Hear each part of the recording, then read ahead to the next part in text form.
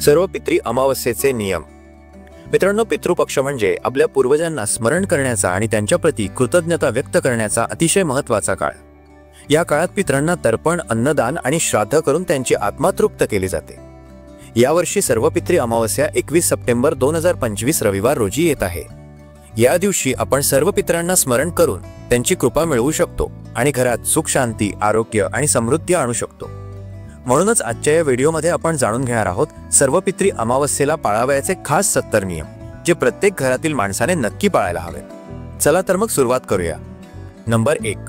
या दिवशी सकाळी लवकर उठून स्नान करावे, कारण शुद्ध शरीर व शुद्ध मनाने केलेले तर्पण पितरांना थेट पोहोचते.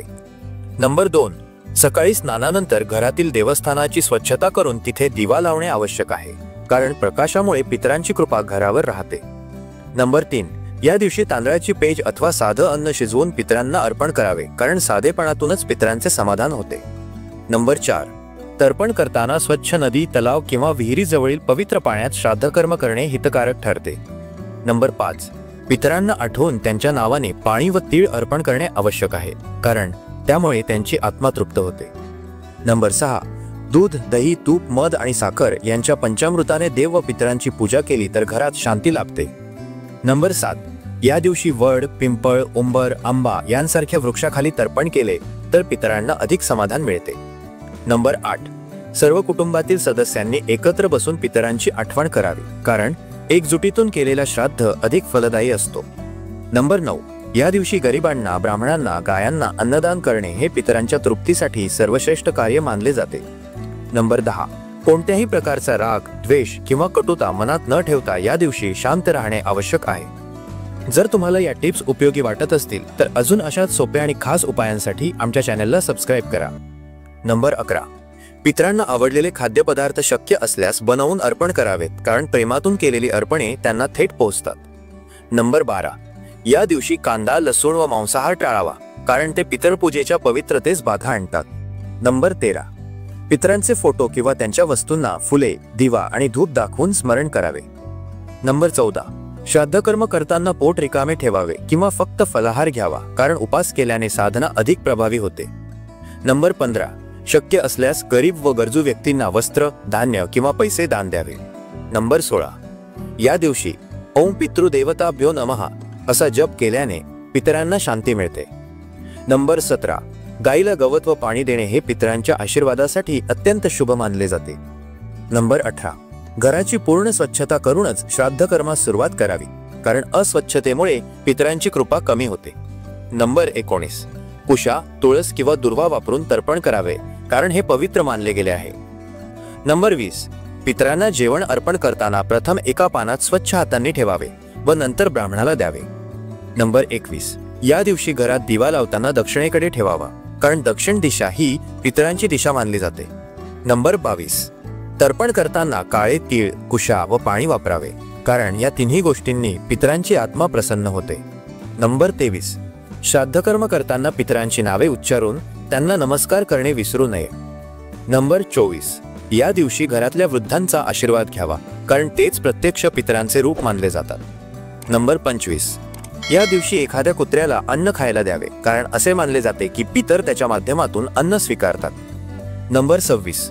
मुंग्यांना साखर किंवा गुळ घालणे ही शुभ असते, कारण लहान प्राण्यांना दिलेले दान पितरांना पोहोचते.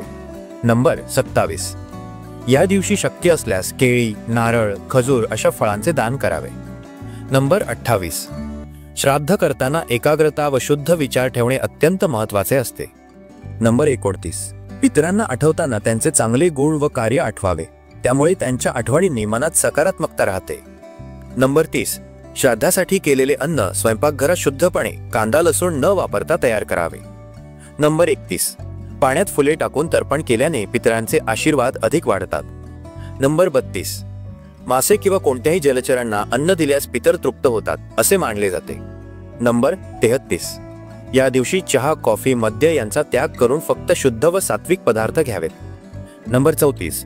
श्राद्धकर्मात ब्राह्मण बोलावून विधी करणे अधिक शुभ मानले जाते. नंबर 35. पितरांच्या कथा, आठवणी व त्यांचे मार्गदर्शन यांची चर्चा करून कुटुंबात त्यांच्या शिकवणीचे महत्त्व सांगावे. नंबर 36. तुपाचा दिवा लावून त्यात लवंग टाकल्यास घरातील नकारात्मकता नष्ट होते. नंबर 37. धान्याचे दान केल्याने पितर प्रसन्न होतात आणि घरात धनधान्य वाढते. नंबर 38. या दिवशी जुन्या वस्त्रांचे दान गरजू लोकांना करावे. नंबर 39. खोटे बोलणे, फसवणूक करणे किंवा कोणाला दुखवणे या दिवशी टाळावे. नंबर 40. दक्षिणा किंवा दान नेहमी उजव्या हाताने द्यावी. नंबर 41. श्राद्धाच्या दिवशी झाडांची फांदी तोडणे किंवा वृक्षांना इजा करणे टाळावे. नंबर 42. लहान मुलांना गोड खाऊ घालून त्यांचा आशीर्वाद घ्यावा. नंबर 43. पक्ष्यांना धान्य टाकणे हा अत्यंत शुभ नियम आहे. नंबर 44. जर घरातील कोणी वृद्ध किंवा आजारी असेल तर त्यांची नीट सेवा करावी, कारण ते पितरांचीच छाया आहेत. नंबर 45. या दिवशी गीतेचे अथवा पवित्र ग्रंथांचे वाचन करावे. नंबर 46. श्राद्ध करताना जमिनीवर बसून पितरांना अन्न अर्पण करावे. नंबर 47. श्राद्धातील पूजा नेहमी पांढऱ्या किंवा पिवळ्या फुलांनी करावी. नंबर 48. स्वतः केलेले अन्नच अर्पण करावे, विकत आणलेले पदार्थ वापरू नयेत. नंबर 49.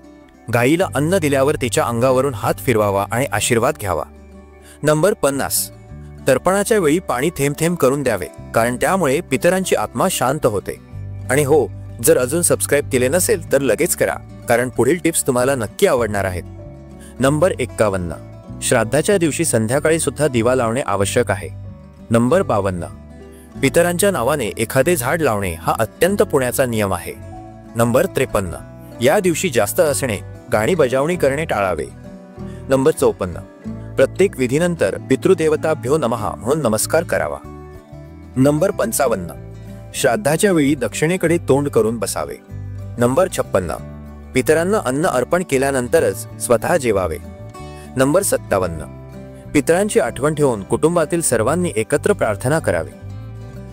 नंबर 58. एखाद्या गाई म्हशीला पाय धुवून पाणी पाजावे. नंबर 59. कुटुंबात वादविवाद किंवा कटू बोलणे टाळावे. नंबर 60. पितरांना अर्पण केलेले अन्न नेहमी मिठाशिवाय ठेवावे. नंबर 61. या दिवशी गायत्री मंत्र किंवा पितृसुक्ताचे पठण करावे. नंबर 62. गुळ तूप अर्पण करणे हेही शुभ मानले जाते. नंबर 63. दुसऱ्यांच्या घरातील प्राण्यांनाही अन्न घालावे. नंबर 64. शक्य असल्यास तीर्थस्थळी किंवा गंगाजलाने तर्पण करावे. नंबर 65. पितरांना शुद्ध गाईचे दूध अर्पण करणे आवश्यक आहे. नंबर 66. श्राद्धाच्या वेळी हात जोडून आपल्या कृपेने आम्हाला आशीर्वाद द्या अशी प्रार्थना करावी. नंबर 67. घरातील प्रत्येक खोलीत एक छोटीशी कापसाची वात लावावी. नंबर 68. पितरांना अर्पण केलेल्या फुलांना पायाखाली तुडवू नये. नंबर 69. या दिवशी आत्मचिंतन करून आम्ही त्यांच्यासाठी काय चांगलं करू शकतो याचा विचार करावा. नंबर 70. सर्व नियम पाळून शेवटी पितरांची आठवण कृतज्ञतेने करावी, कारण त्यांच्या आशीर्वादाशिवाय आपले अस्तित्वच नाही. मित्रांनो, सर्वपित्री अमावस्या हा फक्त एक विधी नसून आपल्या पितरांप्रती असलेली श्रद्धा, प्रेम आणि कृतज्ञता व्यक्त करण्याचा दिवस आहे. आपण त्यांच्या आशीर्वादाशिवाय काहीच नाही. म्हणूनच या दिवशी केलेले तर्पण, दान आणि श्राद्ध हे आपल्या संपूर्ण कुटुंबाच्या कल्याणासाठी असते. तुम्हीही हे नियम पाळा, पितरांना आठवा आणि त्यांची कृपा आपल्या जीवनात अनुभवायला विसरू नका. हा व्हिडिओ तुम्हाला आवडला असेल तर लाईक करा, आपल्या मित्रांसोबत शेअर करा आणि आमच्या YouTube चॅनलला सबस्क्राईब करायला विसरू नका, जेणेकरून असेच उपयुक्त आणि माहितीपूर्ण व्हिडिओ तुम्हाला नेहमी मिळत राहतील.